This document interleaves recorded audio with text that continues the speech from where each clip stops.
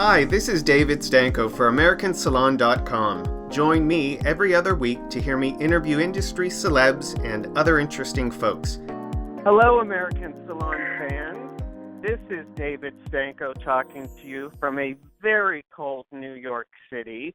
And fortunately, it is Fashion Week, and I have one of my buddies on the phone here, and talking to me is one of my amazing guests, Mr. Ted Gibson. How are you, Hey, Ted? everybody. You know what? I'm so good, and I'm glad you mentioned Fashion Week because it's insane. Between that and doing celebrities and working in my salon, and I'm launching product in a couple of weeks, it has been a really great week. So I'm excited about talking to you, David. I'm excited about, of course, having the opportunity to be on American Salon's platform. And, there's nothing better than being a hairdresser. And I say it all of the time in every show that I do, the Ted Gibson Advanced Academy, everyone that I speak to, that there is nothing better than being a hairdresser. So I am extremely grateful this morning for the blessings that I have about being able to help a woman discover how beautiful she is and have a license to do that. So, yeah, thank you so much for having the chat, David. I really appreciate it. Well, the last time I saw you was at Inner Coiffure, and I approached you, and I said, Ted, I'd love to interview you again. And without hesitation, you said, here, take down my personal cell phone number and my personal email. And I was so honored that Ted Gibson was giving me his personal cell phone. I was like, so cool. And you're so sweet, I knew David. we were gonna have a great interview because I don't know if you remember this, but at Inner Coiffure we both had Alexander McQueen scarves on. Do you remember that? I do remember that. And I'm it's like, one of my favorites, yeah. Right. So, Ted, let's jump in. There's some great questions I'd love for you to get your input on, and I'm sure the American Salon listeners would really love to hear your take on a few things. The last time you and I spoke to Current, you had about a $500 price increase. So congratulations on your haircut. Thank you very much. Thank you. And I'm curious to know, how important is it for salon professionals to increase their prices regularly? Well, my philosophy about price increases is that we cannot be afraid to do it. And the thing that I feel very, very strongly about is about raising the level of the beauty business on an everyday basis. That's the reason why I charge $1,500 for a haircut, because I think that, hairdressers, we have a tendency not to know our worth and know how valuable we are in this world and how valuable we are to every person that sits in our chair.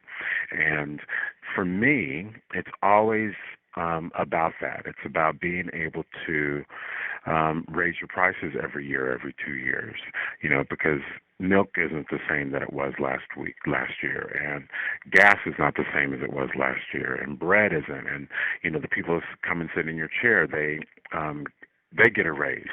So why is it that us as hairdressers don't think that we are worth raising our prices? And, I feel very, very, very strongly about it. And it's something that I feel like that I've been put on this planet to do. Is one of the things is to help hairdressers really understand how valuable they are. And, when I decided I wanted to be a hairdresser and went to beauty school, I would have never dreamt that getting that license, I would be able to, accomplish the things that I've been able to accomplish with just a beauty school license. And I say just a beauty school license because a beauty school license is a profound thing. We go to school thinking that we're just going to cut and color hair, but it's much more than that. So, the hairdresser now, David, is more educated than ever.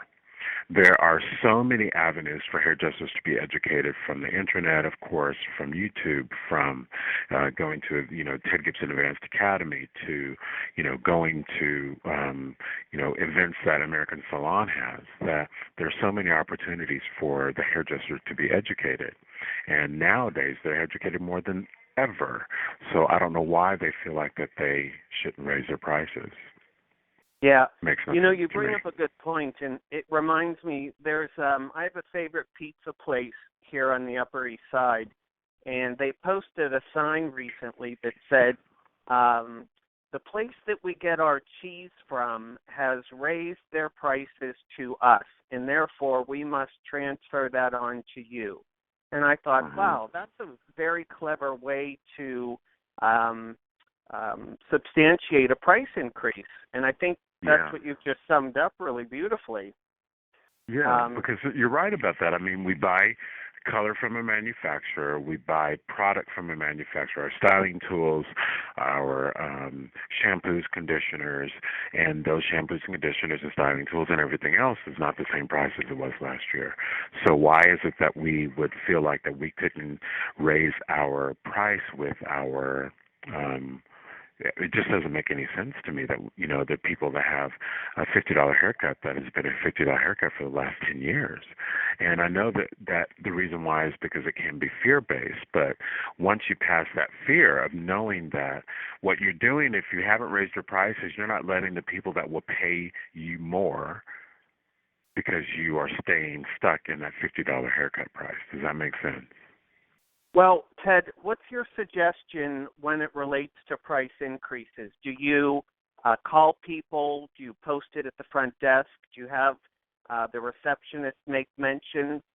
What's your strategy for letting clients know that that's happening? We give them 6 weeks notice. And what we do is we put on the station, we put a little flyer, if you will, that's about 3 inches wide by 5 inches tall. And on that flyer that's laminated, it's in our font, it has the logo on it, and then it says, "Congratulate so-and-so. As of blah, blah, blah, they have an extremely exciting promotion, and congratulate them." And that's what we put up, and we leave it for 6 weeks before the price increases, and we leave it up for probably about 2 months, so that every guest, if they don't come back every 4 to 6 weeks, that if they come in 8 weeks, they'll still see that the stylist has gotten a price increase.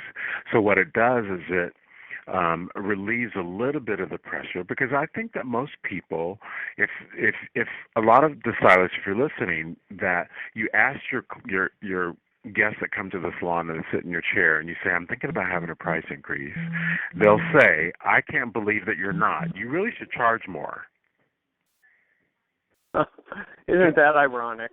I think that's a Yeah. great strategy, and I think the listeners will certainly take that as one of the ways in which folks can create a price increase without sticker shock at the front desk. No one likes that. Yes. No, not at all. I think that, and if the guest is sitting in the chair, and if you raise your price from $100 to $125 haircut, and the guest says, "You know what, I really can't. I don't know if I can do that." It's a great opportunity for you to recommend someone else in the salon for them that maybe is at a $100 price point. So what happens is, as a team atmosphere, the salon doesn't lose any revenue. Your friend next to you is going to get another client, and that frees you up for you to have more because you've given something away. Right. I think it works. It works like that.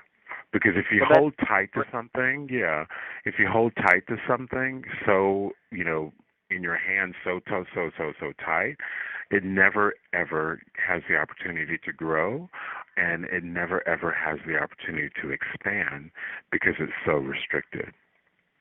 Well, I think the listeners will gain a lot from that. That's a great way to build a team, and a great way to, you rolled it out beautifully. Ted, I'm going to switch gears on you for a second. Okay. You're going to love Are you this. sure, David? Uh-oh, here we go. Right, here we go. I'm going to get personal for a second. Okay. And personally speaking, what, if anything, has the legalization of gay marriage meant to you and your husband, Jason?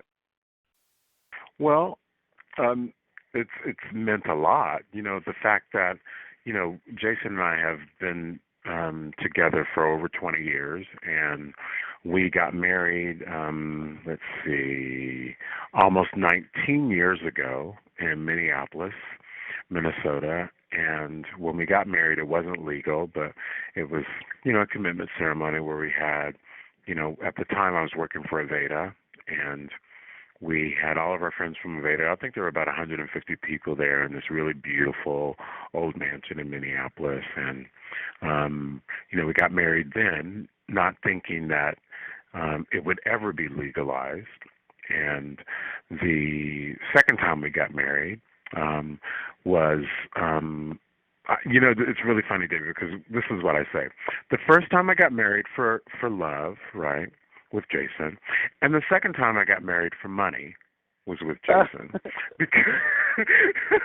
because I wanted to be able to have, if something happened to me or something happened to him, and we have the salon together, and we have product together, and we have houses together, all of these things together, that there would not be any question about our loyalty and our commitment to each other.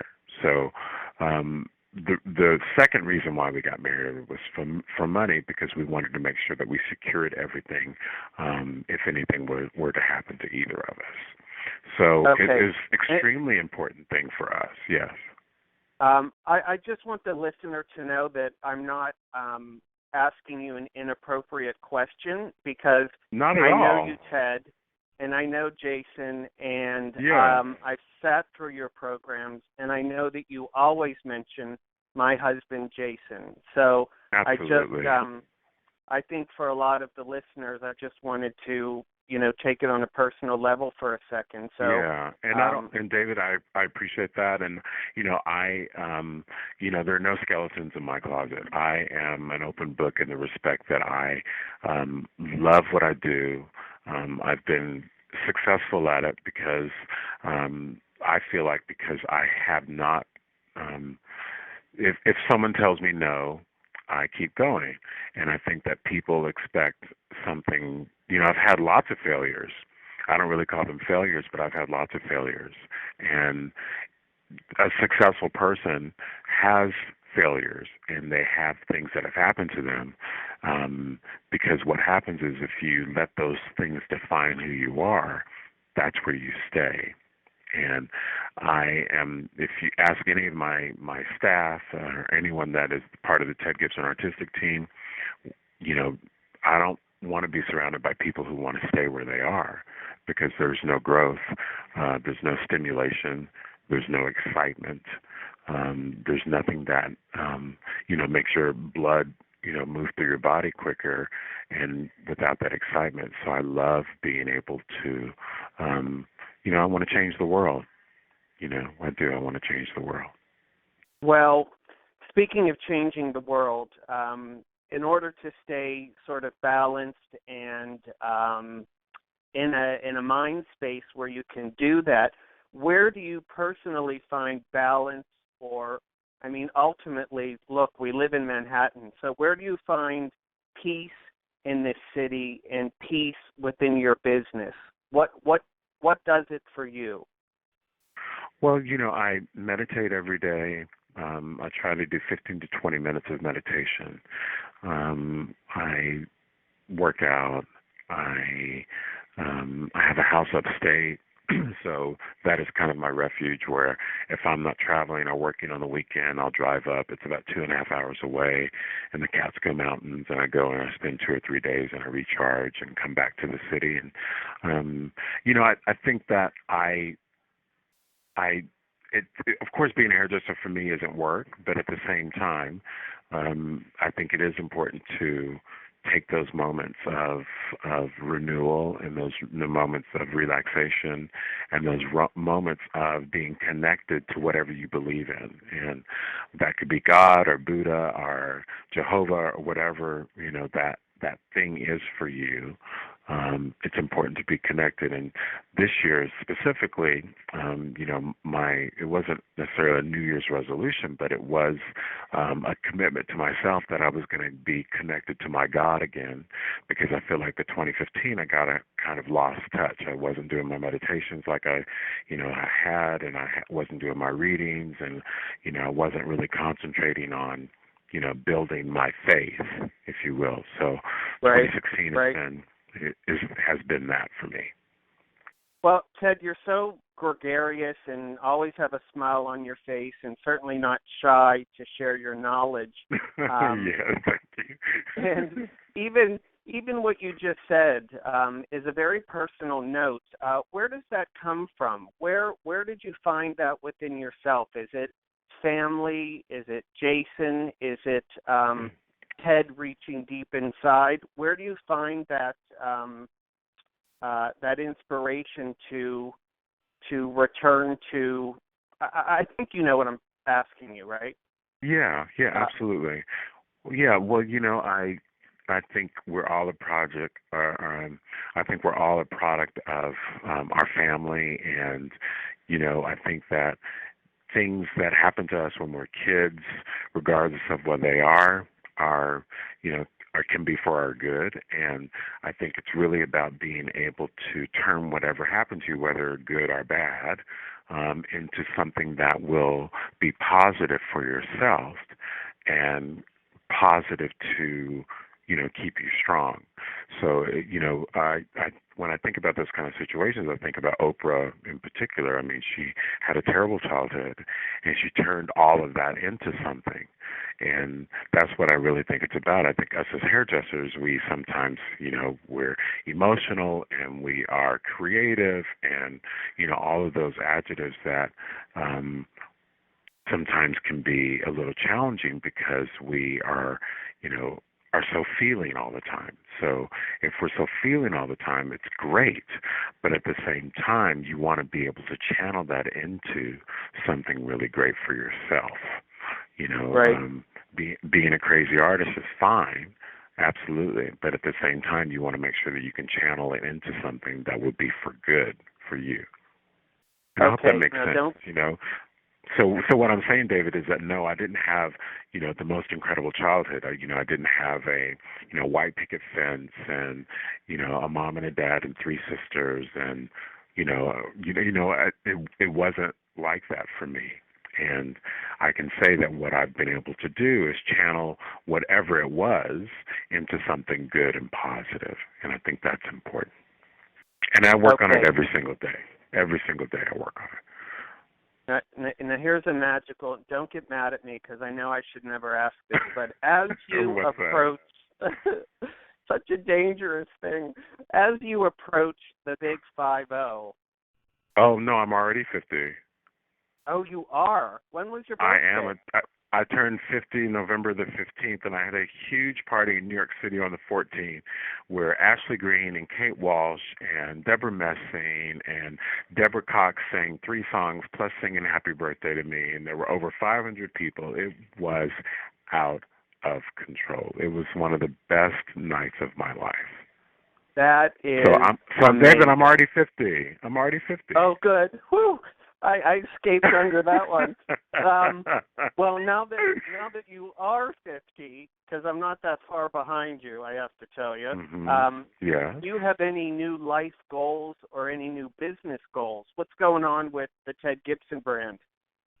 Well, you know what? I'm glad you asked that question. I'm super, super, super excited. For me, it's always about reinventing myself, and I think that's how I've been able to keep current. For me, I love the new girl. Like last night, I was working with Haley Baldwin last night, and I worked with Kate Walsh the day before, and the day before that, I was with Kristen Wiig for 2 days. And I love the new girl. My specialty is being able to help a woman when she's at the crust of becoming who she is, and I help her with that. And it's helping with hair, of course, but, it's helping with, what bag she should carry with the gown she's wearing. And it's helping with the idea of what the makeup should be with the hair, and giving her the confidence that when she leaves, that she is becoming a star. Right? And that doesn't only mean an actress. It means the woman who lives on the Upper East Side. It's a woman who comes from England for me to cut her hair. It's the, Tina Fey when I do her for a cover of a magazine. It is, Lupita Nyong'o when I done her for, the Golden Globes or the Oscars. So for me, it's always being able to help a woman become that star that she wants to be. And with that being said, David, I'm super excited because we're launching 5 styling products at IBS this year, which is in a few weeks. And we are having a big launch party here at the Salon on March the 5th, which is launching the product. And then we have main stage. We have education classrooms. Some of the classes are already sold out. I'm grateful for that. We also have a booth. And the product line is called Starring. And it's beautiful. Say it again, Ted. What's it called? Starring. Spell it for me. STARRING. Starring. Oh my gosh! As in, starring on the silver screen will be the new product. Yes. That's awesome. It's so funny. Thank you, David. I'm so glad you said it because it's the truth. The whole idea, I love cinema. I love old movies. I love actresses. So my whole idea of these 5 styling products are my regimen for creating every single cover that I've created, my regimen of creating every red carpet event. I used them on Haley Baldwin last night for an AMFAR event. So, this is my regimen. I'm a hairdresser. So this is no shampoos and conditioners for a while. It's all about styling, making the most beautiful, sexy hair. And so that every woman can be a star. I know you can't see my hand right now, but I'm doing this wave in the air that says starring. Really? Are you? And I think that's freaking amazing. Really? And my Thank very last you. question, Ted, my last question for you. I know that you're going to be at IBS because, not only do I follow you on Instagram, but I get your emails, and I know that you're one of the heavy hitters and the headliners. What can the audience expect from you at the IBS show? Oh, my God. Well, our main stage presentation, we have one Sunday and Monday. You do not want to miss it. We are previewing Starring. And not only are we previewing Starring, but we have amazing haircuts, amazing color, and my finale, I'm bringing in this really beautiful, sexy girl that I'm going to be dressing her hair. So you do not want to miss it. You don't want to miss it. Fantastic. That's the best thing. Ted Gibson, I love you. I love you back, David Stanko. So sweet. Thank you.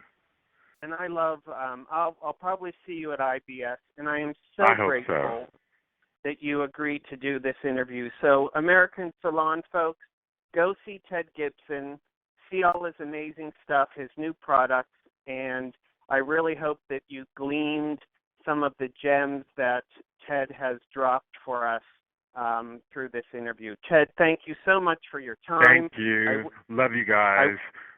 All right. Love you, too. See you at IBS. Okay. See you soon. Okay. Take care. See ya. Okay. Bye-bye.